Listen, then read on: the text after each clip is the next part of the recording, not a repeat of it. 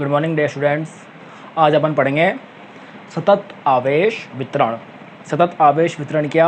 देखो, जब भी कोई वस्तु है, उस वस्तु को जब आवेश दिया जाता है तो वह आवेश उसके संपूर्ण भाग में एक समान रूप से वितरित हो जाता है। आवेशों के जो भी आवेश है उसका किसी वस्तु के संपूर्ण भाग में एक समान रूप से वितरित होना, वो अपने पास क्या होता है? सतत आवेश वितरण। वैसे तो आवेश के क्वांटीकरण से आवेश एक क्वांटीकृत राशि है, पर किसी वस्तु में जब आवेश उसके संपूर्ण भाग में एक समान रूप से वितरित होगा तो उसको अपन बोलेंगे सतत आवेश वितरण, क्योंकि उसके लिए जब अपन घनत्व ज्ञात करेंगे तो घनत्व का मान समान होगा। पहले उसका अल्पांश लेंगे, उस अल्पांश के लिए घनत्व का मान ज्ञात करेंगे और संपूर्ण वस्तु पे जो आवेश है उससे जब आवेश घनत्व का मान ज्ञात करेंगे तो अपने पास घनत्व क्या रहेगा? समान। अब जो वस्तु है उसको अपन आवेश दे रहे हैं, तो ये जो आवेश वितरण है ये 3 प्रकार से होता है। 3 प्रकार से कैसे? ये निर्भर करेगा वस्तु के आकार पर। अगर वस्तु एक विमीय है, एक विमीय मतलब जैसे कोई लाइन है या रेखा या कोई छड़ है, उसमें अपन आवेश देंगे तो आवेश उस छड़ पे वितरित हो जाएगा। तो एक विमीय वस्तु में कोई आवेश वितरित होता है तो उसको बोलते हैं अपन रेखीय आवेश वितरण।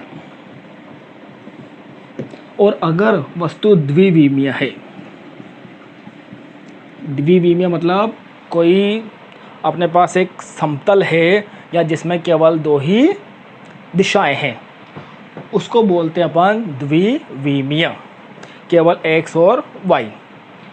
तो अगर केवल कोई समतल है, कोई पृष्ठ है, तो उस पृष्ठ में जो आवेश देने पर वो आवेश उसके संपूर्ण भाग में वितरित हो रहा है तो उसको बोलते हैं अपन पृष्ठीय आवेश वितरण। और अगर कोई वस्तु त्रिविमीय है, त्रिविमीय मतलब जिसमें आयतन आता हो, जैसे कोई गोला है तो गोला क्या रहेगा? एक त्रिविमीय घन है, घनाभ है, तो इसमें जो आवेश वितरण हो रहा है इसको बोलते हैं अपन आयतनिक आवेश वितरण। तो इस प्रकार से सतत आवेश वितरण 3 प्रकार का हो गया: रेखीय आवेश वितरण, पृष्ठीय आवेश वितरण तथा आयतनिक आवेश वितरण। अब जो इन वस्तुओं में आवेश वितरण हुआ तो इसके हिसाब से जो ये आवेश घनत्व होगा वो आवेश घनत्व भी 3 प्रकार का हो जाएगा। जो अपन पहले बात कर रहे हैं यहाँ पे रेखीय आवेश घनत्व।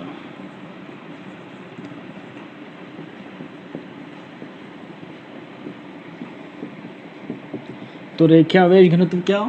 सपोज करो कोई छड़ है, इस छड़ पर ये आवेश वितरित हो गया पूरा, धनात्मक आवेश अपन ने मान लिया। छड़ की जो लंबाई है वो है L और इसमें जो आवेश है वो है Q। अब अगर अपन इसका अल्पांश लें, ये अपन ने यहाँ तक एक अल्पांश ले लिया, इस अल्पांश की लंबाई होगी dl और इस अल्पांश का जो आवेश है वो हो गया dq। अब अपन बात करेंगे रेखीय आवेश घनत्व की। देखो, संपूर्ण भाग में आवेश और लंबाई, ये जो अल्पांश है अब सतत रूप से आवेश वितरित हो रहा है तो इसका अल्पांश आवेश अल्पांश आवेश dq और जो रेखा है अल्पांश वो है dl। तो प्रति एकांक लंबाई पर जो आवेश है वो होता है अपने पास रेखीय आवेश घनत्व और इसको प्रदर्शित करते हैं लैम्बडा से। अल्पांश के लिए बात नहीं करके अगर अपन संपूर्ण छड़ के लिए बात करें तब भी अपने पास यही आएगा लैम्बडा इक्वल टू Q/L, संपूर्ण लंबाई पर जो संपूर्ण आवेश है। अब ये ऐसे है क्योंकि सतत रूप से वितरित हो रहा है एक समान रूप से। अब देखो, जैसे अपन बात करें 2/3, ये मान लो, अगर थोड़ा और बढ़ाएंगे तो ये हो जाएगा अपने पास 4/6 और यहाँ से हो जाएगा 6/9। तो ये सब क्या है, ये एक जैसे ही है, तो अपन dq/dl करें या q/l करें, अपने पास घनत्व का मान क्या आएगा, घनत्व का मान एक समान आएगा। जो रेखीय आवेश घनत्व है ये तो हो गया लैम्ब्डा इक्वल टू q/l।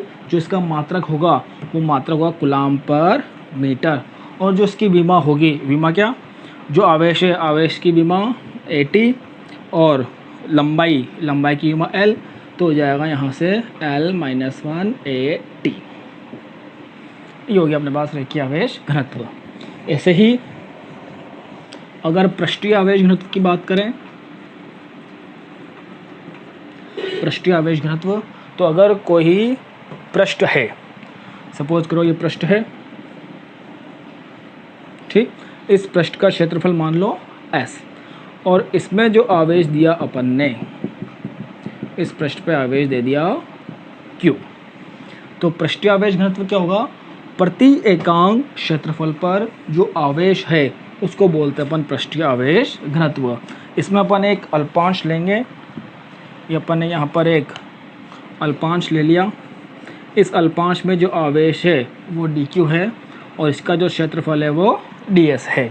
अब यहाँ पर अगर अपन पृष्ठीय आवेश घनत्व की बात करें तो पृष्ठीय आवेश घनत्व क्या हो जाएगा, प्रति एकांक क्षेत्रफल पर जो आवेश की मात्रा है वो है पृष्ठीय आवेश घनत्व, और उसको प्रदर्शित करते हैं अपन सिग्मा से। ये अल्पांश ले लिया। अगर संपूर्ण पृष्ठ के लिए लें तो संपूर्ण पृष्ठ के लिए क्या हो जाएगा, sigma equal to q/s। Same वैसे ही जैसे इसके पहले वाले में अपन ने बताया था। और अगर यहाँ पे इसके मात्रक की बात करें तो मात्रक क्या हो जाएगा पृष्ठीय आवेश घनत्व का, कूलम्ब पर मीटर स्क्वायर, क्योंकि क्षेत्रफल है, क्षेत्रफल का मात्रक मीटर स्क्वायर। और इसकी विमा लिखें तो विमा क्या हो जाएगी, आवेश की AT और जो क्षेत्रफल है उसके L2, तो ये हो गया L-2 AT। ऐसे ही थर्ड, आयतनिक आवेश घनत्व। अब आयतनिक आवेश घनत्व क्या, अगर आवेश त्रिविमीय वाली भुजाओं में वितरित हो रहा है या ऐसी वस्तु में जिसमें आयतन भी आता हो। सपोज करो ये अपने पास एक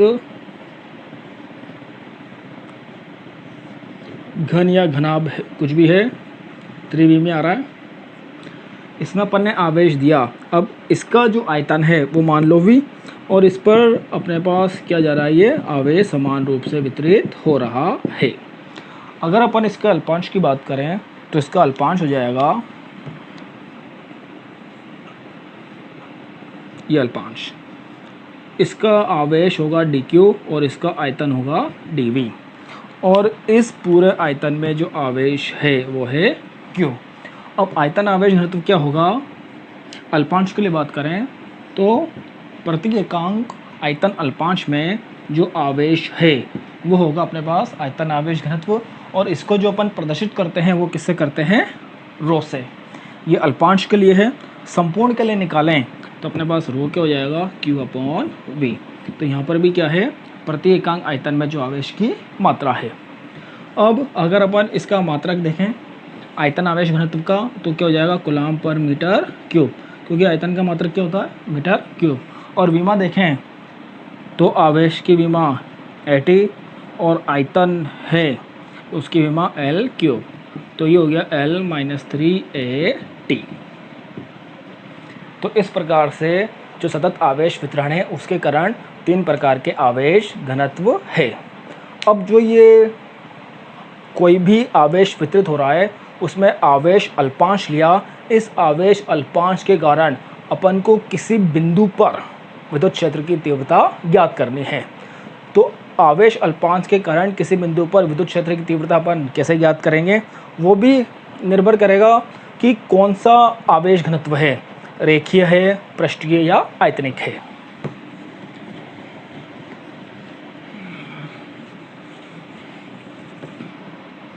तो इसमें देखना आप आवेश घनत्व के रूप में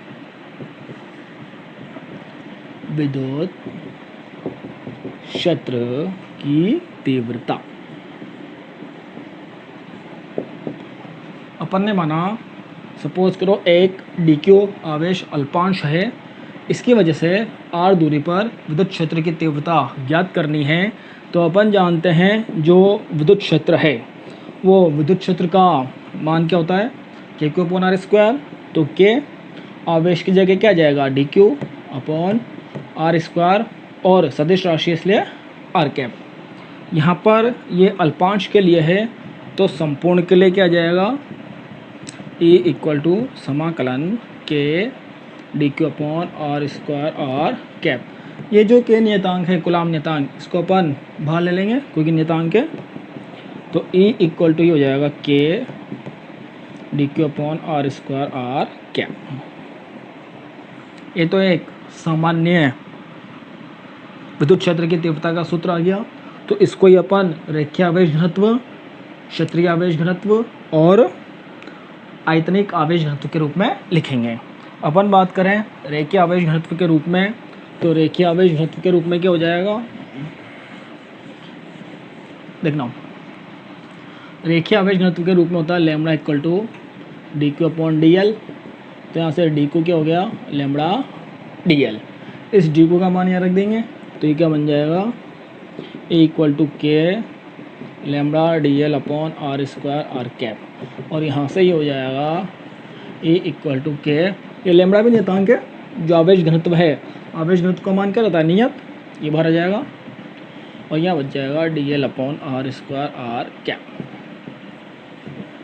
अगर पृष्ठीय आवेश घनत्व की बात करें तो सिग्मा = dq/ds, तो dq = सिग्मा ds।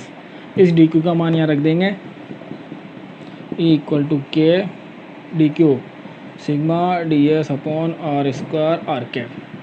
तो ये हो जाएगा E = सिग्मा नियत, ये भरा जाएगा k sigma ds/r² r cap. ऐसे ही पृष्ठीय आवेश घनत्व ये हो गया। ऐसे अगर आयतनिक आवेश घनत्व के रूप में विद्युत क्षेत्र की तीव्रता निकालें तो आयतनिक आवेश घनत्व क्या होता है, ρ = dq/dv, यहाँ से dq = ρ dv। इस dq का मान अपन यहाँ पुट कर देंगे, तो E = k ρ dv/r² r cap. और यहाँ से E का मान आ जाएगा, E का मान आएगा k ρ dv/r² r कैप। तो इस प्रकार से अपन ने विभिन्न आवेश घनत्व के रूप में विद्युत क्षेत्र की तीव्रता के मान ज्ञात कर लिया। Thank you.